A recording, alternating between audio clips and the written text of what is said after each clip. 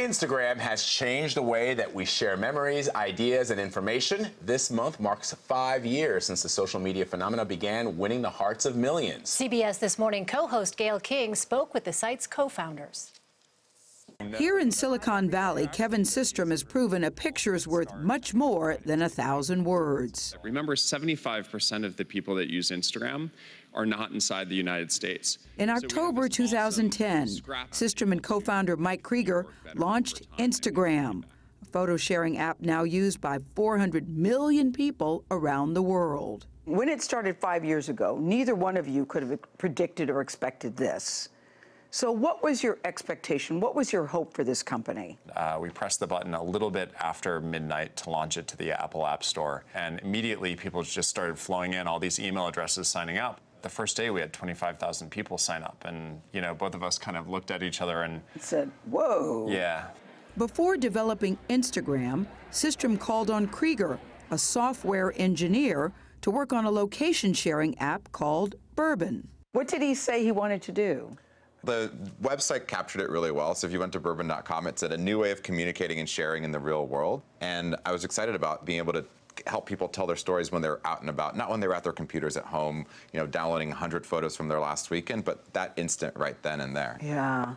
What did you see, Kevin? A hope and a dream and not much reality. So we just had to go after the idea that we could create an app that let people take advantage of the phone in their pocket. We sat down in a room together one of those first days and we listed out the things that people loved most about Bourbon. At the very top was photography. And we just circled it, and I remember we crossed everything off, and then from that point forward, we worked on Instagram. Today, Systrom and Krieger are joined by a team of 250 employees. Instagram's headquarters, shared with other tech businesses like their parent company Facebook, has a community feel of a college campus. Inside the office, there are conference rooms named after popular hashtags like TBT and selfie, where employees strategize to create new ideas. I love the name Instagram. Comes from where? Comes from a very long brainstorming exercise. At some point, and it's also helpful having a co-founder, is we knew the kind of things we had to get done before launch, and we also knew we needed a name. What were some of the rejects of Instagram? Gather, which was a... Gather. They had an acorn and a squirrel as its icon. I designed a very nice acorn It was in really Photoshop. Cute. Yes. Gather, okay. Yeah. Insta-Lux was another one. We had this list, and it's funny, I distinctly remember the exact moment when we saw Instagram, and we were both kind of like, yeah, that could work. Let's talk about the selfie for a second, because when I saw the selfie feature, I go, why would anybody? Why would I take a picture of myself? And then, so you go to that to, here I am at the Jay-Z concert, hey, there's Taylor Swift behind me. So it goes from that to who would ever do it to now everybody does it. How do you feel about selfies? If you look at art throughout history, a dominant subject is pictures of people. So portraits are not a new thing. It just means that now instead of paying someone to paint your portrait, you can tap a button and you have an instant portrait. And it's kind of cool to think of an entire generation of people will get to record their lives and look back on them. I'm seeing more ads on Instagram. Is that a good thing? Two things. One is you're going through your feed and then there's an ad. Yeah. Well, someone's got to pay the bills. Yeah. Instagram is not cheap to run, and we want to make sure we can invest for the future. An average of 80 million photos are shared on Instagram every day. Giving people a platform to share their view of the world is what Systrom is most proud of. There were, riots in Baltimore. And Devin Allen, a photographer on the ground, was taking photos as a photojournalist, but really as an Instagram user. And one of the photos he posted to Instagram became the cover of Time.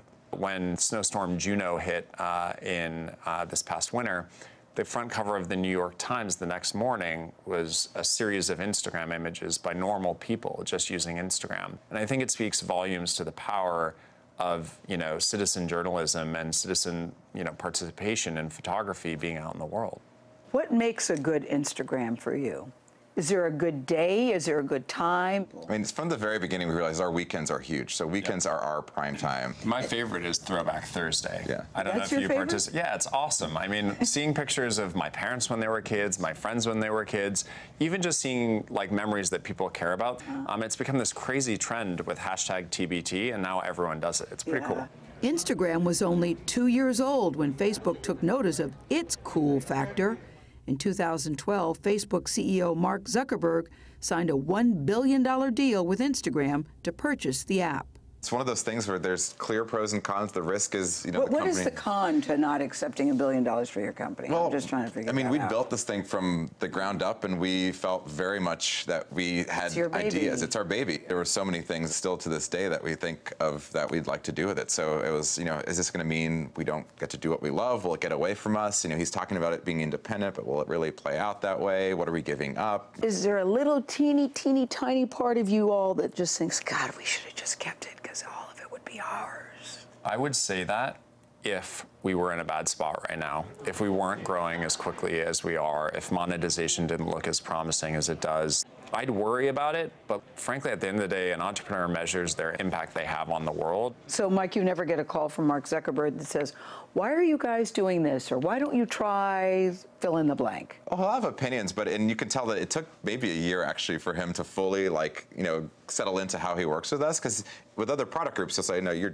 guys are doing this, you know, like, this is why. There are numerous times where I've said, like, no, we're not going to do that. And he's like, are you sure? Because I really would do it the other way. And like, yeah, we're going to do it this way. And much to his credit, he's allowed us to run this thing very independently. And I know there are times where we don't necessarily agree. Sometimes I'm wrong. Mm-hmm. Sometimes he's right. Basically, we find that it's 50-50. Oh. And I think that's part of the fun part of learning. And now I look at Instagram and I can't imagine the world really without Instagram. Such a good name, too, Instagram. Such a great name. We could have called it anything, and like, as long as people loved it. But the good news is we didn't call it Gather. Well, I was going to say. That's pretty funny, Gather. Yeah, no, Instagram, much better. Instagram. Much we better. like it.